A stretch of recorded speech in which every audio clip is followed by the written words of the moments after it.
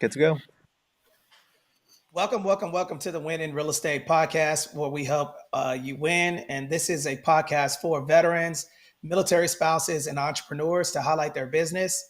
And brother, how you doing today? I'm doing well, man. Thanks for having me. Fantastic. I know we had a little bit of a snafu here in a little bit, but first and foremost, I want to say thank you for coming on the Winning Podcast. Now, why the Navy? Well, because my grandfather was a Marine, and he told me don't be a Marine. No, man, I don't know. It just kind of worked out that way. I was at a point in my life where I was looking to join something that gave me a skill set, and when I went and visited the Navy recruiter, you know how the recruiters are, man. Once they get you in there, they don't want to let you out. So I went and saw the Navy first, and my recruiter did a good job of not letting me go anywhere else. Absolutely, absolutely. So now I saw that you had deployed while you were in the Navy. How many years did you spend in? 4 years. 4 years. What was your decision? What was your deciding factor to actually get out of the Navy? Well, there was many variables that played a role in that. When I had the luxury of being a little bit older when I joined, so I didn't join Mhm. right out of high school. So I kind of knew how hard the real world was, and I went in with a plan because I wanted to use that 4 years to better myself, set myself up for success on the outside. So I never really had a plan I was never a guy that joined that wanted a career. I had goals and I wanted to achieve those goals, and I ultimately wanted to get out and get my college degree and own my own business. So um, again, I think joining at 22 instead of 18 helped me take uh, make the most of my time in that 4 years. That's a really good way to talk about it. This is pre-recorded, so we're going to be able to chop it up. So Yeah, yeah. so in addition to that, I see that you've done almost 6,000 care packages delivered to troops. What made you get into the nonprofit sector? So in 2015, when I was deployed with the Navy on the Roosevelt aircraft carrier, a couple things. So we were receiving care packages from back home from other organizations, Mhm. and I'm not sure if you've ever been deployed, but it's like they would get a master roster list, and they would get in a room and fill like these small boxes with all this leftover items from department stores or old candy, old magazines, and just a bunch of junk, and they would send it to their troops. So when we got the packages, I started to realize that a lot of sailors were throwing half the box away, or a lot of it was stuff we didn't want to use. We don't want to shave with a razor with one blade on it, right? We want the really Yeah. nice razors. So I just started to think. I started to think, man, we come from the greatest country in the world. We need to be sending the greatest care packages in the world with all quality items. So that was one thing that caught my attention. Another thing that caught my attention was there was a couple young service members in my work center who every time there was mail call never really got anything, and I just remember watching them sit in the corner while everybody else was so excited to open up their boxes. And we all know getting something from home when you're gone is like that's everything to anybody. So I saw they weren't getting anything. I'm like, man, why are we not? We need to be taking care of the front line, the E1s, E2s, E3s, E4s. So just decided on that deployment right there in my work center on that carrier to write a GoFundMe page to start an organization that was going to send the world's greatest care packages. So it kind of was God sent, man. And I tell everybody, I think it was like it came over me, and maybe it was God's plan for me. That's really cool. So I know how a nonprofit is, man, because I started a nonprofit too called Veteran Homeowners Club, and we have some similarities, in regard to what it is that you guys do. And I was deployed. I spent 20 years in the U.S. Marines, and I deployed to Afghanistan and Iraq several times. So I know how important it is to receive those care packages, especially when you're sitting out there, and then you get the USO package, and they have like toothbrushes and toothpaste, right? But then when you Right. get the leathers and things of that nature, and you get different stuff in the care packages, it just makes you get through being away from your family. And sometimes it's not necessarily in a combat situation. Sometimes it's just being away from home and Right. having that. that feeling of being away from your mother, your father, or your girlfriend or wife or husband, right? Right. Right. Yeah. And, So so and so I so wanted to. I wanted to put emphasis on that. Our program really sets itself apart because we customize each box to an individual. So we don't mass produce our boxes. We don't take the long command roster list and get in the room and pack a bunch of stuff. Our packages are actually requested by the service member on our website individually, and then they fill out a form and it tells us what they're missing from home, what their favorite snacks are. Do they need a watch? Do they need headphones?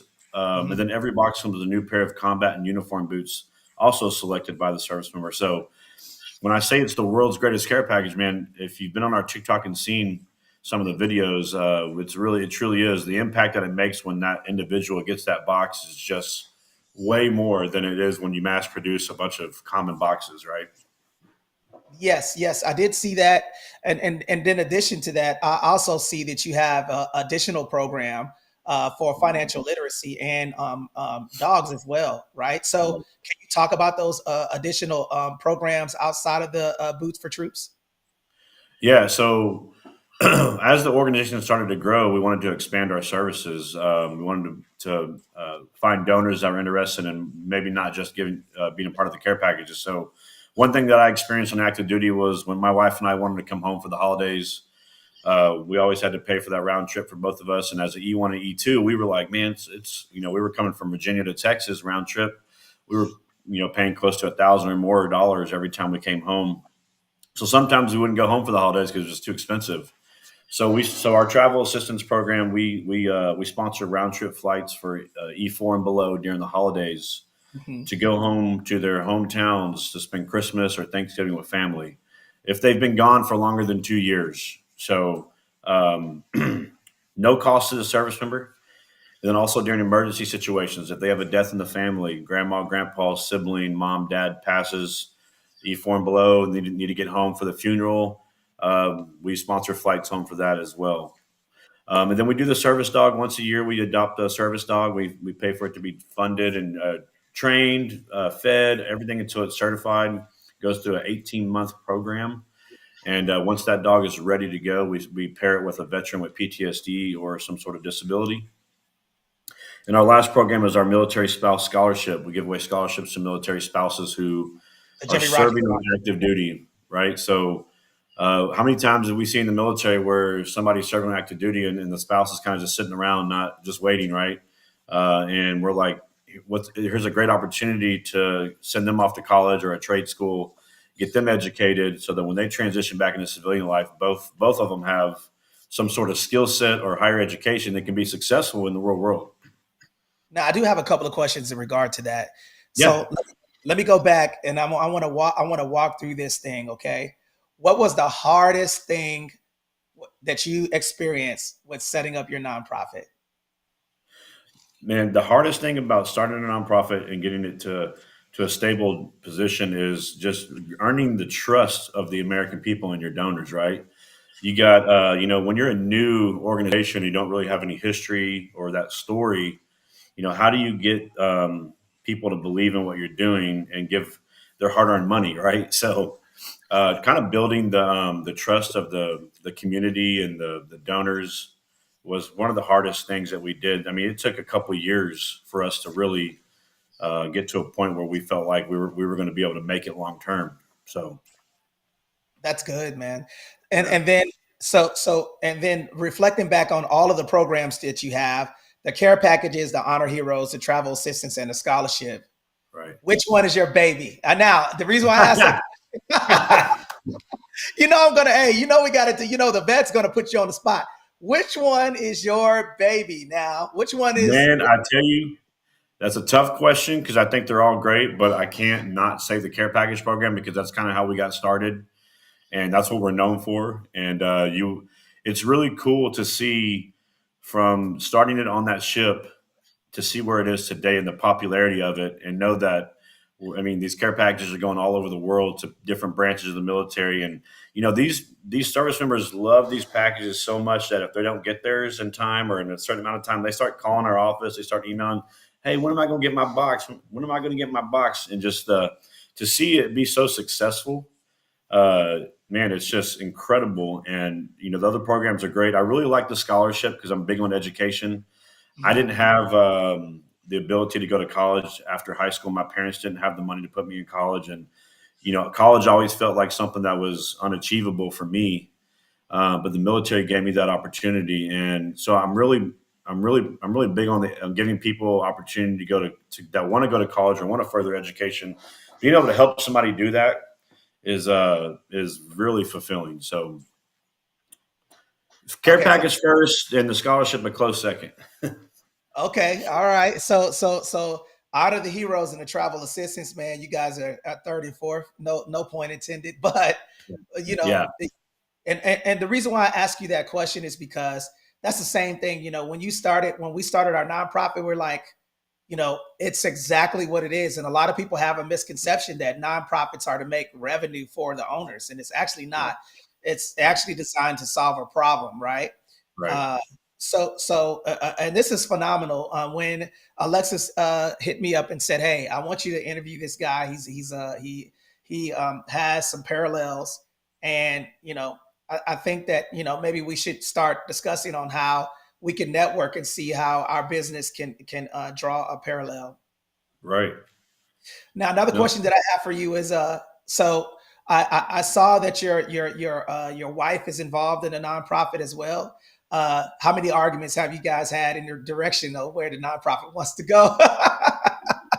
Come on, man. We're gonna we've keep it been real. married for 10 years. I tell people we've been married for 10 years, and we've broken up twice, but we're still married. But no, it's been she was with me when I started. Well, she wasn't with me, but she was on the other side of the world back home in the States when I was on the carrier, and we were starting this nonprofit via email, working together with limited resources. And without her, it would have never came to fruition. So she's been with me from the beginning. She understands the importance of the care packages. She served with me while on active duty, and she's been a big part of the success, equal part of the success as myself. Honestly, I'm more of the face, and she's more of in the background, like taking care of a lot of things that people don't see. But we've had a lot of arguments, we've had a lot of debates, but ultimately we have a common goal, and we make it work. And we're very proud of what we've accomplished. So, Absolutely. And what is the biggest mistake that you've made when building the business? biggest mistake.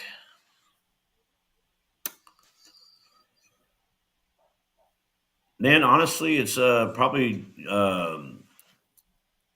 trusting in certain people that you think are in it for the right reasons, and then getting burned. Like when something starts to become popular, especially in a local community, and you got celebrities and things that are showing up for the fundraisers and stuff. A lot of people can get they can kind of try to get in your inner circle without the right reasons, and it took a couple of the getting burned moments to really learn that you got to protect your brand, you got to protect your people and yourself, and really know who you're letting in the circle. That's a fact. And the reason Yeah, why I asked you that question is because I had a similar story. The biggest mistake that I made is allowing people to see how nonprofits work. And then I yeah, had someone that was in my business that ended up doing a similar business. You know, right. so so it's very important to have the right people over the most people that you network and bond with. So I'm definitely in alignment with that. Now I want to go back and I want to ask, like, tell me about your. I'm going to highlight your military career. So, Mhm. where did you grow up at? I grew up in Tomball, Texas, which is just north of Houston. If anybody knows who Jimmy Butler is, plays in the NBA for the Golden State Warriors. We went to the same high school, played varsity basketball together. So it's just north of Houston, about 20-30 minutes. Now, you don't want no smoke, man. Don't make me come out there to Texas, man, because I got some. Oh, hey, we're I, ready, man. I'm 37, but hey, I can still get down there and post you up a little bit, do a little jump hook. love it, man. And you know how I could tell that the reason why I asked that is because I don't know if y'all know, man, but Southern people get along much better, Oh right? yeah, I'm from the Southern South. hospitality. Yeah, Yeah. I'm from Georgia, right? Okay. So I kind of feel like I already know you. We both have Yeah. beards. Mine has a little bit more blonde than yours. But I got some gray in there. You might not be able to see it on the camera, but if you're in person, you can see it on the side of my hair and in my beard. indeed, so you joined the Navy, and then the Navy gave you a gift, and the Yeah, gift was to serve, and yeah, the gift was also to build an unstoppable brand right. around the military. Can you talk about that and highlight that for people that are looking to get into entrepreneurship, and how the Navy helped you formulate your businesses? And I want you definitely to highlight the alternative business outside of your nonprofit as well. Yeah, so I have a lot of conversations with people about what military service is, and a lot of people ask me, are you still doing what you did in the military? And I said, no, I don't do what I do in the military. I was an aviation mechanic in the military, but a lot of people think people go in the military and they learn how to shoot a gun and fight a war, but they don't realize that veterans are also trained to be leaders. They're trained to manage people. I mean, I can go on and on about the different attributes that veterans get outside of just their job. But that's what the military gave me is it gave me the opportunity to have a structured lifestyle, to be disciplined, to know my priorities, lead people, and really just take myself to a different level where I never thought I could be. I remember graduating basic training, and we all look back at basic training and laugh about it. But at that time in my life, that was a huge accomplishment.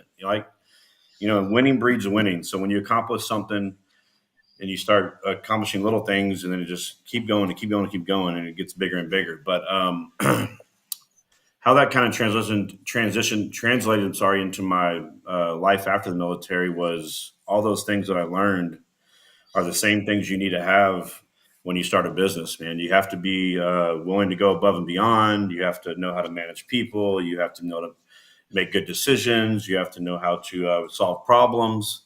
And that's what business leaders do every day. And you probably know that yourself. So, um, man, the Navy just gave me the resources. I didn't have it before the military. Like I said, had a troubled childhood. My mom was in and out of prison when I was in high school, addicted to drugs.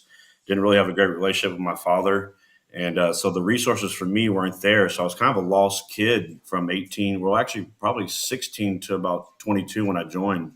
I knew if I could find the resources and I could get that structure in my life and that discipline and improve myself, that I could be successful.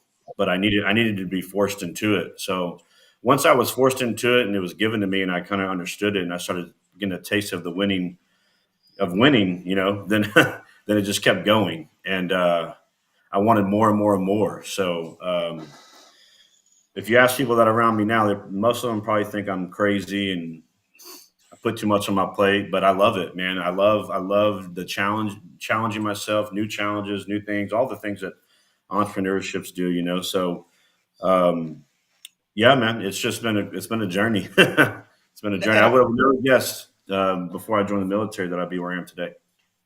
I'm glad that you said that, because the beauty of entrepreneurship is that you earn exactly the level of work that you put in. There is Absolutely. no, so for you to operate a successful, nonprofit, and then also translate into the military, basically everything that I have right now that I have started, we have 7 businesses that's vertically integrated, Right. and all of them, you got to be willing to get punched in the face, right? You're going to Yep. have some downtimes. And I think the military conditioned me to understand that it's not a problem, it's a challenge. Either we accept it or we don't accept it, right? Right, and it's sometimes it's gut wrenching, and it all goes back to hard work too. Like a lot of, I just see it a lot in the new generation. Not trying to pick on them, but hard. It's to be a successful entrepreneur, and whether that's in for profit or nonprofit, you have to be willing to work hard. And it's those moments. I was telling my team the other day because we're going through a 2-week gauntlet here with our schedule with a big event coming up. It's going to get stressful. It's going to be hard. It's going to be challenging, but that's okay. You know, learn how to handle that and be embrace it, and it's going to make you a better employer. It's going to make you a better professional when you get through it, because you're going to be like, man, I made it through it. If it's not difficult, if it's not hard, if it's not challenging, then then you're not growing. So a lot of people I see when things get difficult or things get hard, or you get that feeling in your stomach where you just don't want to do it, then they just stop, right? It's the successful people are the ones who keep going through that, and they understand it's going to be difficult, it's going to be hard, but they embrace that challenge, and they want to see themselves make it through that challenge because that's where the reward is. And then it Yes. just becomes addicting, right? It's just like, what can I do next? You know? And then the next question that I want to ask you is a deep one. Okay, if you Mhm. could go back in time on that basketball court, right, hooping outside, 18-year-old self, all right, before you joined the Navy, before you had a successful nonprofit, all of that, Yeah. what advice would you look yourself in the face and give yourself? What would I tell my 18-year-old self on the Yep. basketball court? I would tell myself to relish that moment. To if I could have understood then, like I go back and talk to the high school kids a lot now that play basketball, and I try to explain to them, relish this moment, be in this moment, and do the absolute best you can, because once you step off that court for the last time, you don't get to go back. And I don't think you at that age you truly understand how awesome that is to be in that moment and be able to play high school sports and really take advantage of that moment right there and make and do the very best you can, because you're not going to have that moment forever. We all know high school sports ends, and then you got to go on and face the real world, and you don't get to go to school every day and play basketball. So, man, if I could go back and know what I know now, I would prioritize how much I practiced and how much I would put more into basketball. Honestly, Yes. And I'm gonna tell you something that I feel because I'm gonna go where my spirit leads me. I can tell that entrepreneur is lonely, bro. I feel like yeah, I'm looking at myself, but just Mhm. you know, I'm ebony, you're ivory, brother. Yeah, Right? and you make a good point. When you say lonely, that hits because it is lonely, man. It is lonely, and they say there's an old saying, "Lonely at the top." It sounds egotistical, but it's true. It's sometimes it gets lonely at the top because nobody understands why you're so obsessed with the success and the next thing, right? And they can't. They not everybody's wired that way, and they don't understand why you are. So it's hard to relate.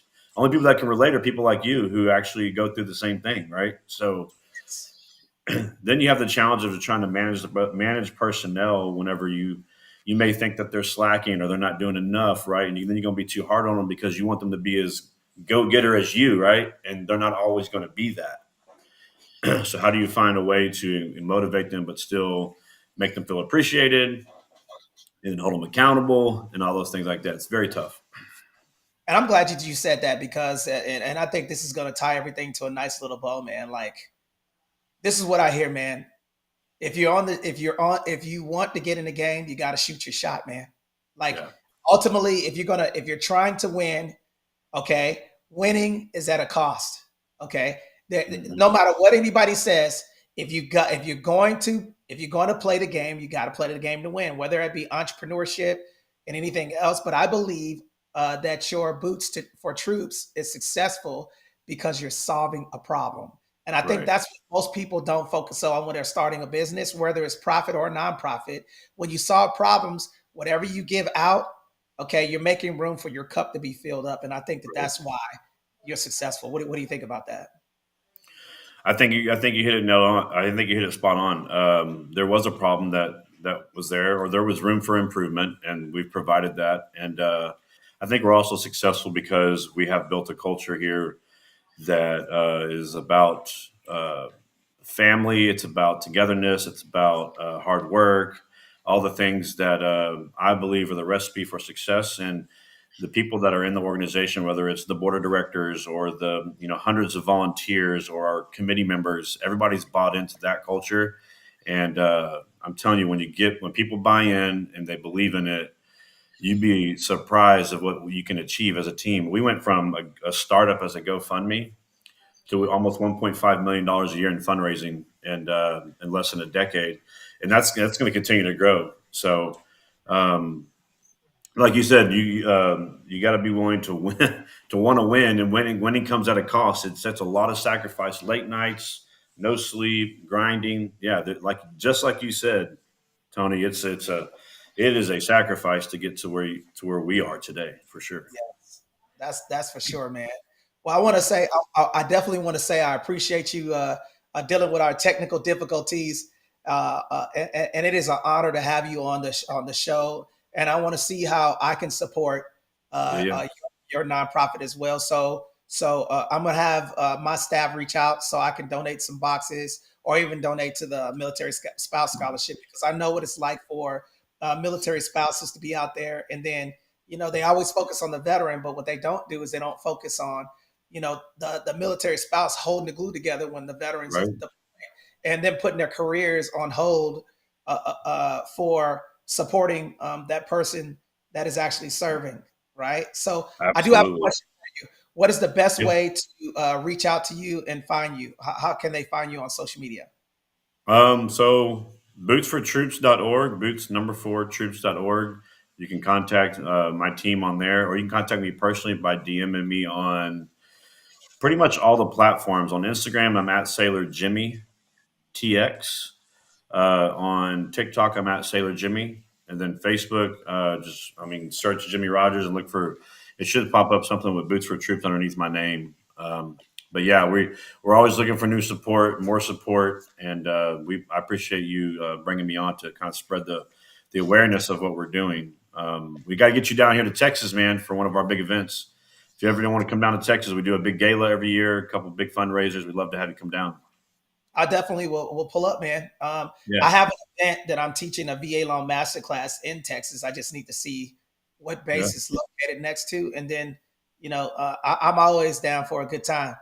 Yeah, man. Let us know and stay connected with me and shoot me an email or something. And yeah, we'll connect and I'd love to learn more about what you're doing as well. Absolutely, brother. And guys, listen, check this out. All right. So bootsfortroops.org. That is the website to where you guys could donate. Okay, there's several. Listen, at the end of the day, ultimately, veterans need your support. Okay. So a person that is deployed or a scholarship for military spouses or any type of support that you guys want to do, boots, the number four troops.org is the best way to reach out. And brother, I really appreciate you guys for joining the winning podcast. And hey, man, keep winning. All right, man. Y'all too. Y'all keep winning too. All right, have a good All day. right. See you.